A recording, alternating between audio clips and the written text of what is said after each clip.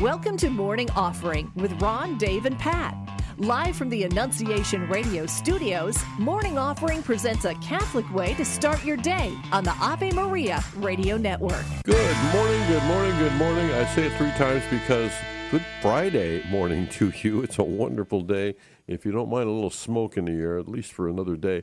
Ron Finn, Dave Asheris, Pat Odie Murray here, and of course a big hour. We get to find out what's on the menu with a recipe today from Monsignor Michael Billion. Meals with Monsignor is coming up. Dave's got a little Friday Fact or Fiction for us, and we will pick a pop check. And one of the pop checks is going to join us a little later this hour, plus a chat with Pat and Father David Kidd coming up as well. So looking forward to a big hour here, and Dave's Word of the Day coming up soon as well. But let's get started with a look at the news. Matthew Handley, sir, what's going on? Good morning, Ron, and good morning, everyone. It is Friday, July 17th. Here's what's happening. President Trump says he's declassifying evidence that shows the American election system is vulnerable to interference and fraud. Scott Carr has more. In a primetime address from the White House Thursday night, the president said China exploited weaknesses in U.S. voting systems to gain access to 220 million U.S. voter files. What is believed to be the largest compromise of election data in history. Trump said the current voting system in the U.S. is like a third world country, and as proof of a broken system, pointed to the time it took to count votes in the recent California primaries. Was held on June 2nd, a long time ago, but it was just completed a few days ago on July 10th. Think of that, much more than 1 month. Trump singled out the Biden administration for hiding the information and says he's asked the FBI to investigate what was uncovered. I'm Scott Carr in Washington. The U.S. has launched a 6th night of strikes against Iran. According to U.S. Central Command, the strikes started around 2 p.m. Eastern yesterday and were meant to further degrade Iranian military capabilities. Comes after the White House said earlier talks are continuing between the U.S. and Iran. The University of Notre Dame's McGrath Institute for Church Life has published a report that highlights the mental health challenges that seminarians face and calls on bishops to focus on the quality of seminarians and not the quantity of them. The report details psychologist opinions that see deficiencies in the way seminaries use mental health resources in formation. Psychologists also flagged, quote, a startling disconnect between formations and clinical professionals over the sexual maturity of new students. The report concludes saying seminaries must turn to psychological services to better prepare men for the priesthood. Canadian wildfire smoke continues to blanket the Northeast and Midwest.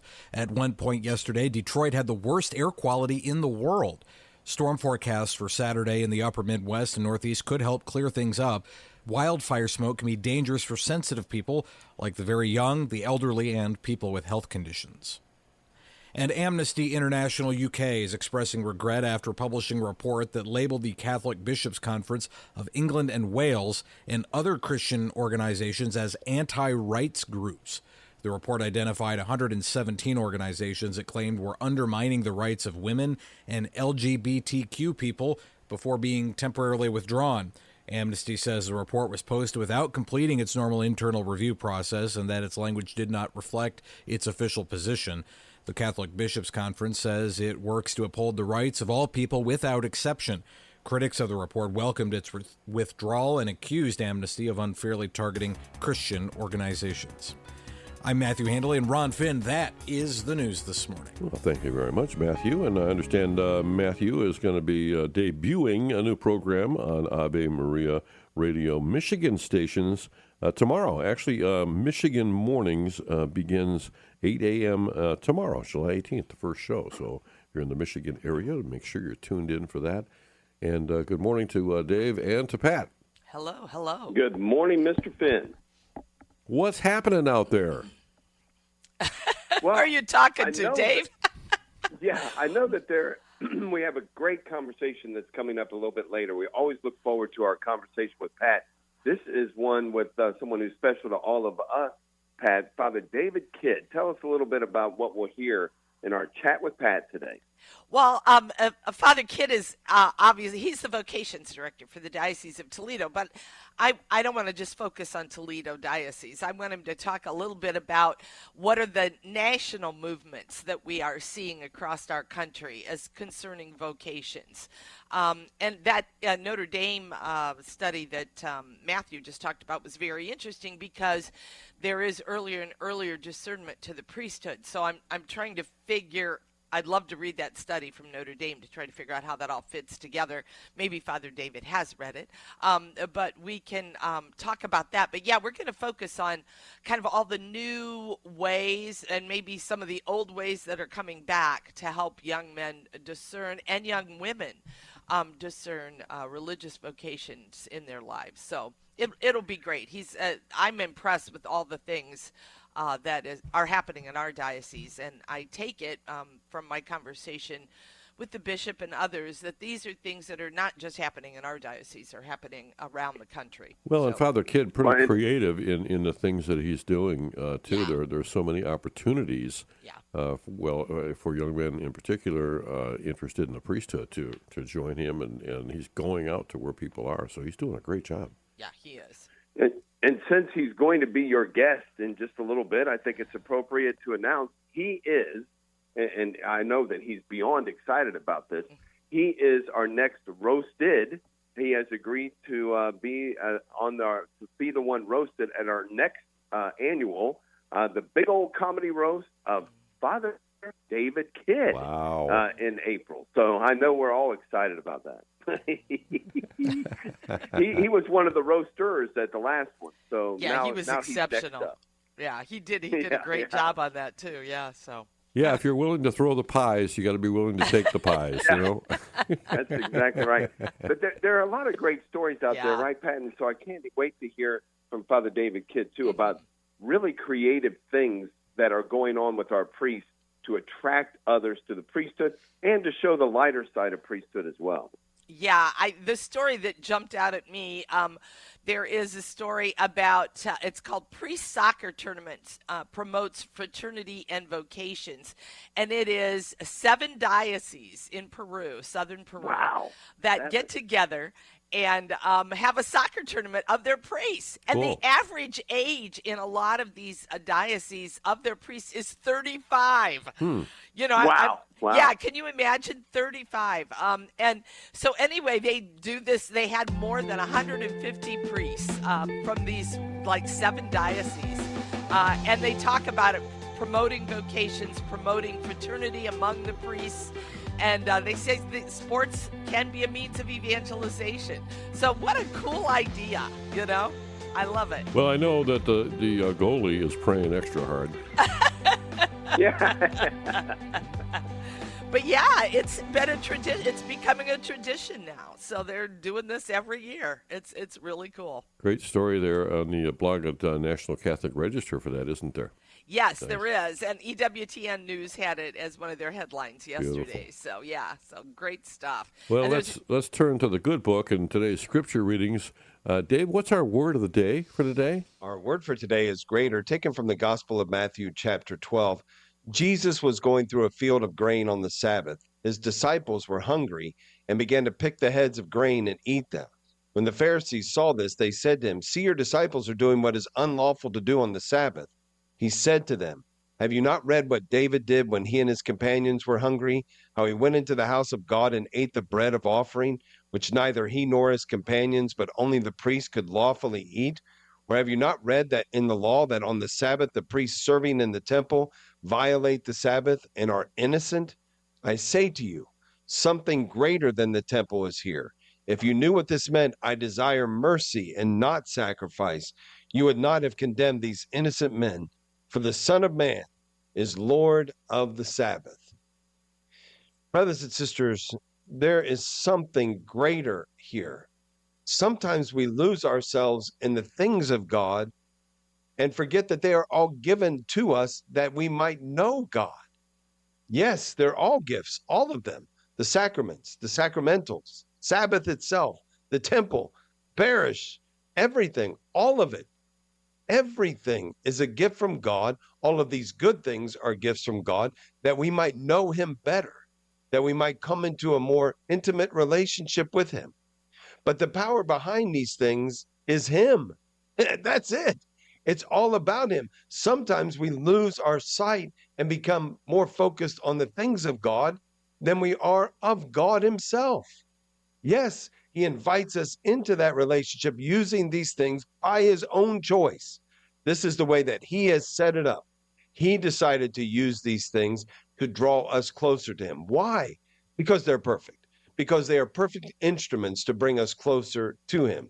There is no doubt that as we participate in Mass, as we participate in the sacraments, as we participate in the prayers of the church, as we participate in prayer together, communion together with the body of Christ, yes, there is great strength in that. There's great strength in the sacramentals. There's great strength in all of these things. But it all comes back to him.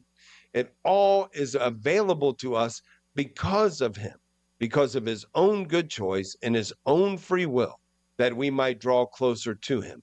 He has used these for the building up of the body, and they are not to be in any way discouraged or dismissed. Understood correctly, they are all pointing to him. They are all pointing to him. And we have to confess that at times, factions of our church, even ourselves, have gotten caught up in the things of God, in defense of the things of God, and forgotten that we are there to serve God, that we are there to be a member of his body, proclaiming this truth to others, not to be divisive in any way, but to continue to proclaim this gospel of absolute love. Because what we are called to from this moment, from this very moment that you're hearing this message until you close your eyes to this world, what we are all called to, each and every one of us, is to be perfected in love before that moment comes. Perfected in love right here on the earth. And God has given us every tool, every instrument, every grace we need to achieve that. Always keeping our eyes on him. Always thanking him for all of these gifts that he has provided to us that are focused on one thing and one thing only, that we might grow in our love of him, that we might grow in our understanding of him, and that we might grow in our service of him. Greater, our word for today. Well, another great word, and when you read the scriptures, you kind of get on your page, Dave. So I'm glad that I think we're listening to the same voice, maybe. I don't know. Yeah, praise so. And it's so crazy that, and wonderful, I should say, all these incredible things that we have that are meant for one purpose and one purpose only, that we might know God better. Amen. Yep. And that whole idea of, every time I hear the word greater, I think of that greater is he that is in me than he that is in the world, right? So that idea that Amen. We give the world way too much credit. Yeah, right. Hey, we'll be right back with Monsignor Billion. Jesus Christ is literally and wholly present, body and blood, soul and divinity, under the appearances of bread and wine. In the Bread of Life discourse documented in John chapter 6, Jesus states that he is the bread of life, and that his flesh is true food and his blood true drink. The Jews were scandalized in verse 52. How can this man give us his flesh to eat? Jesus does not back down, but reiterates this teaching 4 more times over the next 4 verses. Many left in verse 66 because this teaching was truly difficult. But at no point does Jesus water down his teaching and call them back. No, he allows them to leave, and even questions his 12 apostles if they too wish to leave. Jesus intended to be understood literally, and the Jews, apostles, and the Catholic Church absolutely take him at his word. Examining the truths of the Catholic faith, this is faithforensics.org. Annunciation Radio produces more local programming than any other Catholic radio station in the country. And not only can you listen live to Morning Offering, The Virtuous Life, Bishop's Corner, Say Yes to Life, Faith with Reasons, and other great programs, you can also access them on our website and YouTube channel. Visit artoledo.com for the full list and links, and listen anytime, anywhere. Thank you to Isabel Financial Services for their underwriting support. They offer a full range of personal and business services, including financial and retirement planning, investments, key person life and disability insurance, and 401k plans. Isabel Financial Services can be reached at 419-535-1236, located at 2346 North Reynolds Road, Toledo. Securities offered through Sigma Financial Corporation, member FINRA SIPC. Isabel Financial Services is independent of Sigma Financial Corporation. Welcome to Morning Offering with Ron, Dave, and Pat. Live from the Annunciation Radio studios, Morning Offering presents a Catholic way to start your day on the Ave Maria Radio Network. Oh, so glad you could join us on this fabulous Friday, smoky though it may be. Just try to get through as best you can. We should get some relief from all this smoke sometime late this afternoon or this evening or overnight tonight. Whether it'll stay away, that's another matter, but we will find that out, and we'll get through this together. But, the thing that really helps us is comfort food, right? Yes, it does. I can't wait to hear what we've got cooking in the kitchen today with Monsignor Billion. Meals with Monsignor. Hello, Monsignor.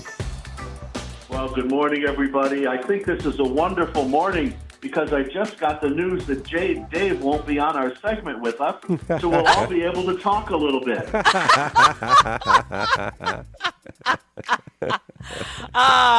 And I love the recipe, Monsignor. I'm already looking at it. I got questions galore. Okay. I expect that from you, Pat. Lots of questions, and we'll have time today to answer them because Dave won't be filling up all the airtime. So let me tell you a story about Dave. No, I'm kidding. No, there's no Dave talk allowed. Okay. So we're going to turn to a kind of pasta that is delicious and wonderful, but not something perhaps that people use very often. But it is a great, wonderful tasting pasta as well because it is an egg pasta. So it is tagliatelle, which is you might see it, sometimes it's as much as an inch wide, sometimes 3/4 of an inch wide, and a long strip of pasta. So that's the kind of pasta we use for the recipe today, along with some Italian sausage and some mushrooms. It's easy to do, but again, people sometimes get a little nervous when you talk about sausages and mushrooms. So we're going to go through the steps in order to make your dining experience a wonderful, tasty experience, particularly on days when, if you happen to be living in areas that's covered with clouds this day from wildfires in Canada, stay in the house and just make something nice and comfortable in order to enjoy with your family, to spend a little special family time together inside. So we're going to start off with some mushrooms. You can clean the mushrooms. You can have whole mushrooms. Sometimes in their stores you can find wonderful sliced mushrooms already, but you want to clean them well with a damp cloth or maybe a little brush even, and slice them thinly. Now, again, you can buy them already sliced, but make sure they're fresh. Don't use a canned mushroom. And take those mushrooms and just clean them, slice them thinly. Then you have to prepare the sausage. Now, you can use any kind of, so you like a little spicier sausage, you can use a hot sausage, or you can use a mild sausage, or you can do what I do, is I use some of each. So I mix them together. So you take the sausage outside of the link. So you slit the link and push all the meat out, remove the casing altogether, put that meat on a plate, and then break it up with a fork so it's broken up in small pieces. Then you have your mushrooms in one plate, nice and clean. You have your sausage all smashed down in little tiny pieces. Then you want to start your sauce. So in a sauté pan, combine the olive oil that you should have there. You should have enough olive oil in order to make this happen, maybe about 5 tablespoons of olive oil, some crushed garlic. So the garlic, you're going to want 1 clove of garlic crushed there, a little bit of water, 3 tablespoons or so of water, and just put that over medium heat. Then, once you get that to medium heat, add the sliced mushrooms and saute those for about 2 minutes. Make sure you stir them frequently, though. Make sure things are moving around in there. Then you're going to take your plate of sausage and add that in there with some white wine. Now, I put on the thing white wine is optional. Okay, but I think it's a lot better if you use some good white wine in there. Agreed. So a little white wine, it just helps the things move together well. So put that white wine in there. Season it lightly with some salt and fresh ground pepper. But your sauce isn't done yet. So there you've got all those things kind of getting friendly with each other in the saute pan. And then you need to add the butter. A little butter makes everything a little better. So a little butter in there, maybe about 4 tablespoons, I think I call for in the recipe. With butter, and then some fresh chopped parsley, and stir it until the butter melts and really coats all of the sausage and the mushrooms. Just reduce the heat to a low simmer gently for about 10 minutes. Now you have to cook the pasta. So you're going to bring a large pot of water to a rolling boil, add a little sea salt, and then add the pasta in and cook it till it's al dente. And it'll say on the package how many minutes for al dente. You don't want it mushy. You don't want mushy pasta. You want to be able to have some bite into it a little bit and enjoy some substance there. So cook it al dente according to the package directions.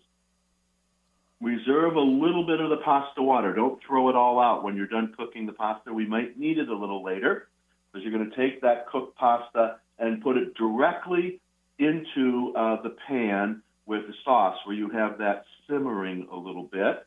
And then toss it well with some tongs. If the sauce seems just a little dry, which it can depending how much time you take to do all this, add a splash or two of that reserved pasta water until it lightly coats all of the pasta. Remove it from the heat, toss it with a generous amount of that pecorino romano, which I told you to have ready to put from the ingredient list to put on there, and serve it immediately. It's not something you wait around for, but as soon as you're done, that's when you serve it. Couple little tips, maybe as you think about it, make sure you brown the sausage well as you're doing that part of the recipe before you add the butter, because you'll get a deeper flavor out of that sausage the longer that you just let it brown a bit. Don't burn it, but let it brown a bit. And you really don't overcook the mushrooms. Again, you want to be able to have some substance there and not just have a mushy pile of fungi to eat. So you want to do that. I would serve this, of course, with a ice-cold Pinot Grigio wine, as well as with some nice crusty Italian bread. It's really a light dish, so it's a good summer dish because the sauce is not very heavy, and it should be very, very delightful to enjoy even on a great smoky day like it is in Toledo, Ohio today. So that's it for the tagliatelle, with Italian sausage and mushrooms for a summertime dinner to enjoy with family. Make sure you say a good prayer before you eat it, like you do all food. You got to bless what we do around the table to make sure Jesus is sitting at the table with us when we enjoy this wonderful, wonderful recipe this weekend. And I don't see all any. Right, Pat, I'm ready. I don't see any lettuce on there, so it's safe. Yeah.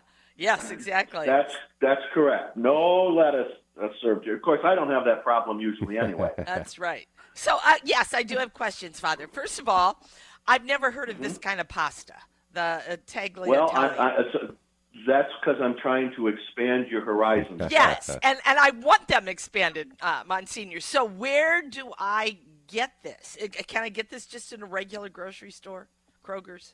Generally you can, yes. Okay. Yes. Okay, wondered. Okay, now I have another thing, garlic. Then this isn't just for this recipe. This is for all recipes. I am lazy, and I get the kind where it's already minced in a jar. Is that okay to use, or should I really just buy a fresh clove and try to mash it up myself? Well, let me suggest if you want to be extremely lazy when it comes to good taste, yes, perhaps you make sure when you can buy a jar of crushed garlic. Okay. Not chopped. You can get chopped garlic, minced garlic, and crushed garlic. I get the crust because the crust allows more flavor to come out of the clove rather than a minced or a chopped. So you want you can buy a little jar of crushed garlic. So do that. And if I was going to make this on a Friday and I have people over that don't eat meat on Friday, How does it taste if I leave out the sausage? Terrible. Don't do Don't it. do it. Okay. I can't replace it with anything else like vegetables. No. Don't take the recipe. Italian sausage and mushrooms. No other vegetables other than the mushroom. All right, right. Monsignor. The man who's gracing the cover of Graceful Living Diocesan Magazine, Monsignor Michael Billion, cover boy. Thank you so much. Bye, Monsignor. Annunciation Radio would like to thank and acknowledge the law firm of Klein, Cook, and Weisenberger, located on Route 20 in Perrysburg, for underwriting a portion of our programming today. The firm specializes in estate planning, with a focus on simplifying estate plans to keep costs down and avoid probate when possible. You may reach Matt Weisenberger at 419-321-6444, online at ccw-law.com.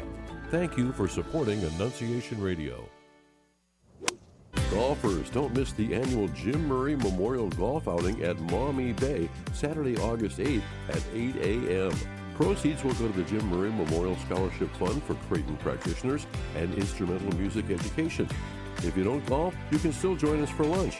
This year's scholarships will be awarded during the lunch provided by Dietz Barbecue. To sign up or learn more, visit jmurrayscholarship.org. Saturday, August 8th, Maumee Bay. Dr. Simon Greenleaf was a Harvard law professor. He wanted to debunk Christianity. He thought everything these people believe rests on their claim that Jesus rose from the dead, but that wouldn't even hold up in court. So he started writing about it, and he became a Christian. Why? He eventually concluded, what's going to put someone away in court? An eyewitness.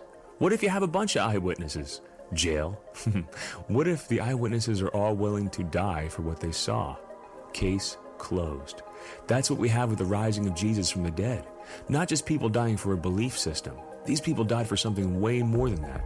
They died for something they saw. Big difference. St. Peter was crucified. He said, I'm not worthy to die like my Lord. Crucify me upside down. St. Bartholomew was skinned alive. It makes no sense to do that for a lie. The resurrection of Jesus, God conquering death, it's the best news in history. And the best part about it is, it's all real. This is Chris Stefanik from RealLifeCatholic.com.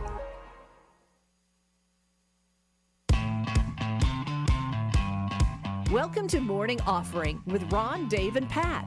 Live from the Annunciation Radio studios, Morning Offering presents a Catholic way to start your day on the Ave Maria Radio Network. You know, we are so appreciative of the fact that you are tuned in to us, so wherever you happen to be listening here on Morning Offering. Ron Finn, along with Dave Vacheris and Pat Odie Murray. And, of course, once this hour is up, Teresa Tomeo takes over. And a little later today, of course, the doctor is in, Dr. Ray Garendi. Call to Communion, Dr. David Anders. And Ave Maria in the afternoon, Dr. Marcus Peter.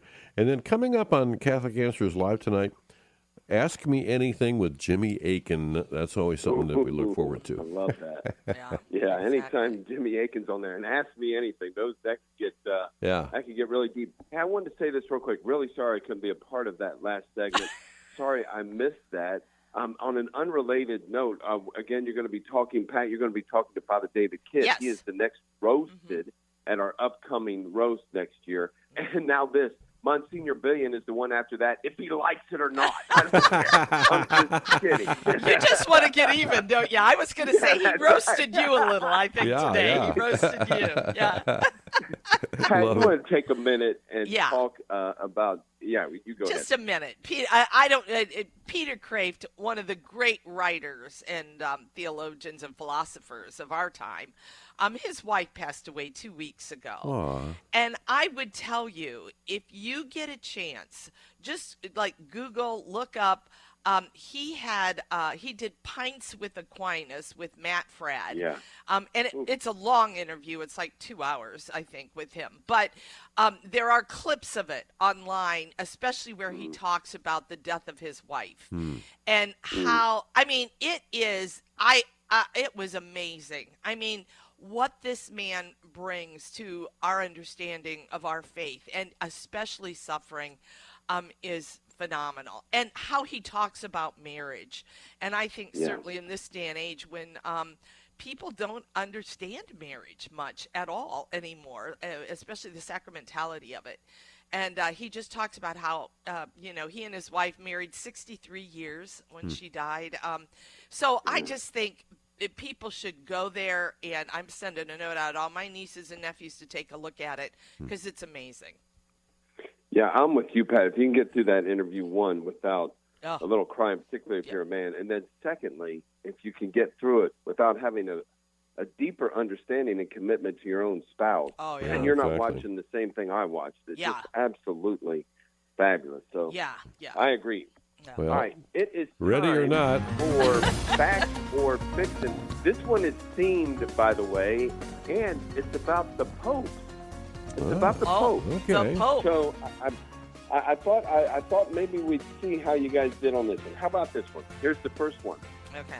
Again, I'm going to make a statement. You tell me whether that's fact or fiction. Okay. Peter was the only pope who was married. Oh, my. I don't know about those early popes.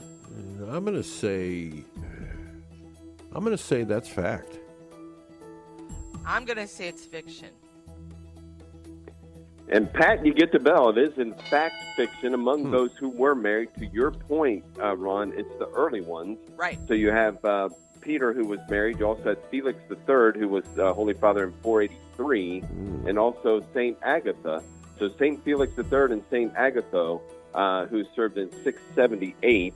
St. Hormisdas, who served in 514. All of them married either before the papacy and then widowed, but all of them married. So interesting. There you go. So 1 point for Pat. All right. How about this one? And this one's closer to home, closer to our day. Blessed John Paul I, 33 days in office, is the shortest papacy in history. Fact or fiction? I was alive during that time, and I'm trying to remember if they said it was the shortest papacy. I'm going to say fact. And I'm going to say fiction. Some of them were like killed right away. You know what I mean? I mean, I know lots of them were martyred. I just didn't know how soon they were martyred, so I don't know. Okay. What? And Ron, you get the bell, but not for the reason you're thinking. You are right. He is the second shortest papacy in history. The first was Urban VII in 1521. He only served 13 days, died of natural causes. So, yeah, not martyred, but died of natural causes after only 13 days in office. 13 days. Not even enough time. Wow. Yeah. That's amazing. Yeah, and so, that's, 13 what year days was is that, shortest, Dave? but 1521. Yeah. 1521. Yeah. Okay. He was elected and didn't even have time to do the whole ceremony surrounding it. He didn't even get installed. All right. Okay. That's 1 point each. Here's our third statement. Is this a fact or a fiction? According to canon law, a papal conclave must be held in the Sistine Chapel. According to canon law, a papal conclave must be held in the Sistine Chapel. Fact or fiction? I don't think it was always that way, but I do believe it is part of canon law now. I'm going to say that's fact. I'm going to agree with you, Ron, because they've updated canon law many times over the years. So, and I know St. John Paul I made a lot of changes to how the papacy, how to elect a new pope. So I'm going to agree with you. I think that is part of it. Give yourselves the buzzer. No. It doesn't have to be. It is not in canon law. No. I would have assumed the same. So, but no. You're right. I think when St. John Paul revised a lot of that stuff, it was just a revision of how the Pope was to be elected. But I don't think he could revise canon law all on his own. And it would make sense because if you put it in canon law, what about a papacy on the run? At some point. That's right. Yeah. All right, we need a tiebreaker, Dave. Yeah. All right, here it is. Pope Sylvester, not the kitty cat. I'm sorry. Pope Sylvester II invented the mechanical clock. Pope Sylvester II invented the mechanical clock. There's only one inventor of the mechanical clock. Was it Pope Sylvester? I thought it was Geppetto, but okay. What do you think, Pat? I thought it was Ben Franklin. So I don't know, but it sounds crazy enough to be true. What do you think? I think it's crazy enough to be fact, so therefore I don't trust Dave. Fiction. Well, let's split on this one. That way, we'll have an established winner. Well, if you split, you got the point, Pat, because he did, in fact, in the year 1000 or thereabouts, invent the mechanical clock. Wow. Congratulations Boy, he had on your too much victory. free time on his hands.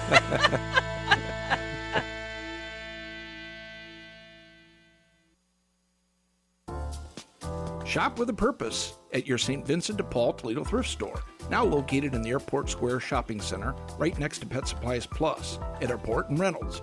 Shop and save on a huge selection of quality, gently used clothing, housewares, and lots of unique finds. Every purchase helps us help our neighbors in need. We welcome your donations of clothing and other items. The St. Vincent de Paul Toledo thrift store, Airport at Reynolds, open for you Monday through Saturday. This is Dale Ahlquist with a Chesterton Minute. Have you ever heard someone say, "I don't like the idea of dogma. I don't like how the Catholic Church claims to have authority. And yet, why does anyone believe in anything unless they trust some authority?" G.K. Chesterton says the modern world will accept no dogmas upon any authority, but it will accept any dogmas on no authority. Say that a thing is so according to the Pope or the Bible, it will be dismissed as a superstition without examination. But preface your remark merely with, "They say," or "Don't you know that," or try and fail to remember the name of some professor mentioned in some newspaper, and the keen rationalism of the modern mind will accept every word you say. Want more than a minute? Chesterton.org. Annunciation Radio would like to thank Masick Custom Builders for providing underwriting support. For more than 25 years, Masick Custom Builders has been offering custom home construction and renovation services throughout Northwest Ohio and Southeast Michigan. You may reach Masick Custom Builders at 419-861-7773. Online at MasickCustomBuilders.com. That's MACEK CustomBuilders.com.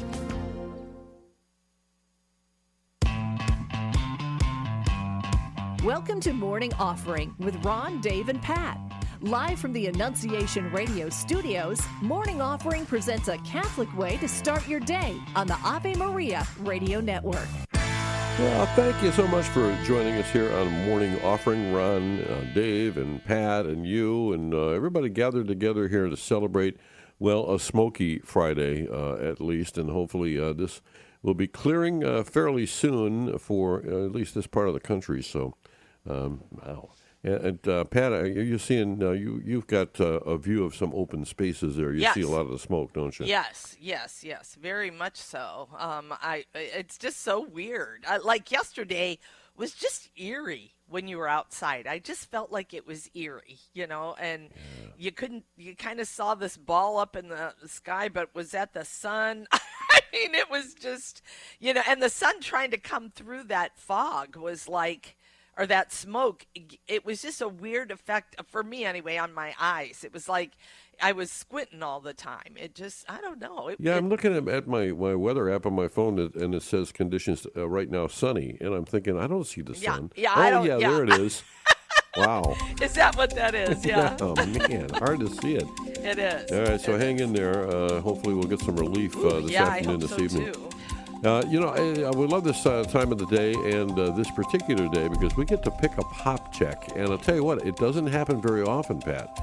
We spin that wheel and we pick a pop check, and we've done that, and it came up Rachel, which is terrific. We had a wonderful conversation. I never feel like we finished the conversation, you know what I mean? Yeah. But Rachel Isaac is a pastoral counselor, and she joins us now. Rachel, welcome back. How are you? Wonderful. Thank you so much for having me. Well, glad you could do it. Yeah, and a lot to talk about today. Yes, absolutely. There seems to be a lot piling up on people, too. So I think we need a little of that pastoral guidance from you. That's right. Yeah. Yeah, no, there definitely does, and I think with all of that and the busy schedules that we have and all of those sorts of things, I think a lot of us can be experiencing burnout. Maybe especially this time of year. Summer gets very busy, and we think it's going to be calm and relaxed, and then it's not. But I think one of the things that happens is that we do hear the word burnout all the time now, and I think we've started to sort of treat it like it's another sort of scheduling or over-scheduling problem. We often think, if I could just get through this week, or once this project's over, I'll feel better. And rest, of course, is certainly very important, but burnout actually goes a lot deeper than that. And of course, everyone can experience burnout, but in the work that I do, I work with a lot of athletes and executives. And what I see is that they're exhausted because they've started believing that their value depends on how much they produce. Their nervous system isn't simply responding to their busy schedule and their full calendar. It's ultimately responding to the belief that slowing down isn't safe. If your brain believes that your worth is tied to your performance, then rest really starts to feel dangerous instead of restorative. And we might finally sit down after a long day, but instead of feeling refreshed, we end up feeling guilty. And in that moment, that's our nervous system saying, if I'm not producing, who am I? And I think a really important question for us to answer is, if I accomplished nothing tomorrow, would I still believe that I have value? And for many people, that's a really difficult question to answer, actually. But as Christians, we're reminded that our identity isn't something that we earn. It's something that we receive, right? Before Jesus performed a single miracle or he healed anyone, God the Father said, "This is my beloved Son," right? His identity came before any performance, if you will, and the same is true for us. When we begin living from our identity instead of for our identity, everything really changes. Work becomes an expression of who we are instead of an opportunity to prove that we matter. And actually, ironically, people often perform better when they stop trying to earn their worth through performance. So if you're feeling burnt out today, I would really encourage, don't just ask, what can I take off my plate? And also ask, what belief am I carrying that God never asked me to carry? Because ultimately that is where we can begin to refocus on who God actually created us to be. Well, Rachel, do you find that people that think, I've got to be, doing something all the time, or my value is connected to my performance, is it also connected to their understanding that this is my purpose in life, and so, I need to keep at it in a sense? Is there also a sense of purpose attached to that? I think there is. However, when the burnout starts to occur, I think we've actually sort of lost our connection to the purpose. And what I mean by that is that I talk with a lot of my clients about reconnecting to their why. Right? Their why is that purpose, right? Why did I start? Why am I passionate about this? Why is this what I felt called to do or start to do in the first place? And when we're feeling that burnout, it is just a lot of, I'm just going through the motions and I have to get things done. And it's just, and I'm going through the motions, but I've lost that connection to why I'm doing what I'm doing. Yeah. So that purpose is very important to actually reconnect to take that time, maybe sit down and even kind of journal about, why did I start this in the first place? Why does this matter to me? Why is this important? Why is this something that I was passionate about to begin with?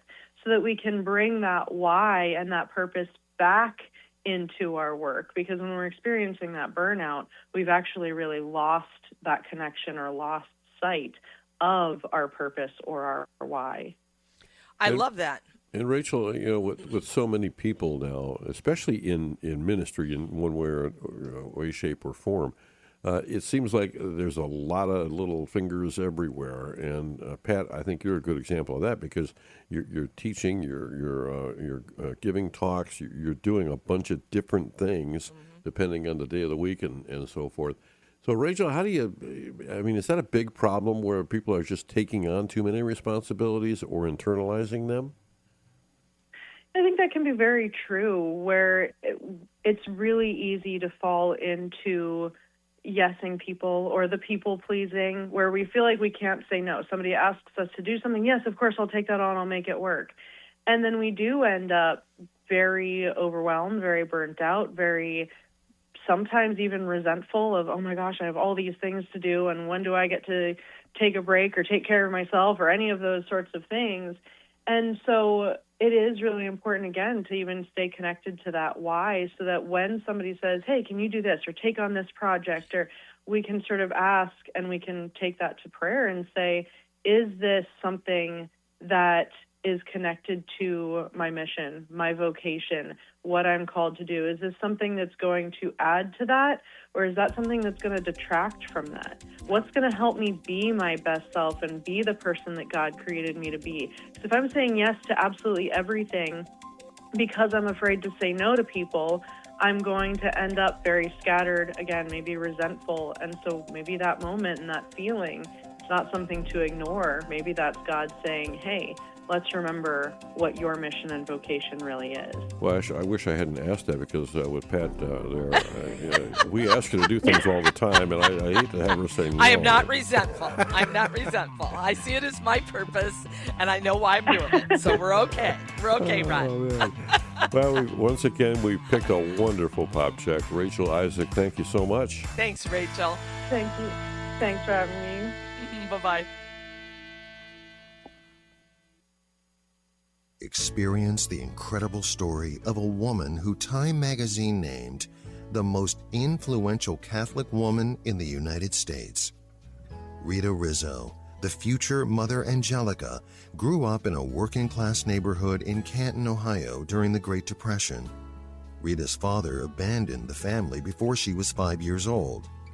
Her early years of trial were compounded by a debilitating illness, until she was healed by Jesus through a woman named Rhoda Wise. That healing set her life on a course that would ultimately change the world. Learn the amazing story of Rita Rizzo at the Mother Angelica Museum in her hometown of Canton, Ohio. Go to www.motherangelicamuseum.com. Be inspired. Plan your visit now at motherangelicamuseum.com.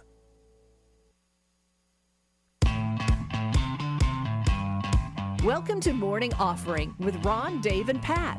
Live from the Annunciation Radio studios, Morning Offering presents a Catholic way to start your day on the Ave Maria Radio Network. Oh, wonderful. Hope you're having a terrific day so far, and nothing but a weekend ahead of you, so everybody's got to be in a good mood about that. Ron Finn, Dave Vacherus, Pat Odie Murray, and one of our favorite segments, if not the, and we're so happy to have this every single weekday, is a little thing we call a Chat with Pat. Yes, and today we have with us the Vocations Director for the Diocese of Toledo, Father David Kidd. Father, how you doing today? Good to be with you. Happy Friday. Happy Friday to you. Hey, you're doing wonderful things here in our diocese. And I really want you maybe to talk a little bit more, since we are also in Michigan and Montana, what we're seeing nationwide, and are there, as far as vocations are concerned. And then also, how are you tapping into those things? And then what are you finding successful here in our diocese? So let's jump in and talk to us a little bit, Father, about what are the trends we're seeing nationwide, and what are there things that the national group of directors of vocations are kind of promoting and getting into their diocese? Yeah, sure. No, yeah, happy to share. Nationwide, just in the last couple months, the United States has ordained roughly about 405 new priests across the country. That's diocesan, that's religious. What we're finding, of course, is the trend line. The age of the men being ordained is dropping, going down, so the guys are younger. Regarding things that have helped them kind of in their own particular discernment, the top two things they talk about are a visit to the seminary And then they talk about a Quo Vadis retreat, which is like a high school retreat led by seminarians. Uh-huh. So it's something that, like, I'm picking up on it. I'm noticing that, too. Kind of a younger trend, too, with seminarians as well. Still getting guys that, are out there working or maybe have a little bit of a career before kind of entering seminary. But it's kind of been something that I've noticed as well. But for me, it's something noticing guys are being motivated by making a visit to the seminary. They're also being motivated by a retreat experience. Something I've wanted to provide then more opportunities for our guys that are discerning what God's calling them to. So that's something actually I've been wanting to do is increase the number of visits to the seminary, knowing that's a big thing for them. Like 51% of guys say that's the thing that helped. It was the last thing they did that really moved the dial for them to enter seminary. But also, too, it's that Quo Vadis retreat. So we are having, actually, in just about 2 to 3 weeks, we're having our Quo Vadis retreats, which is for high school and then also middle school. Okay. July 31st into August 3rd. And it's a grab, too, because we have, God willing, we have 9 new guys that are going to be starting this fall for our diocese, which is the largest increase in 2 decades for us. That's great. And part of that is offering this Quo Vadis retreat. 4 of our 9 new guys actually went on this Quo Vadis retreat last year.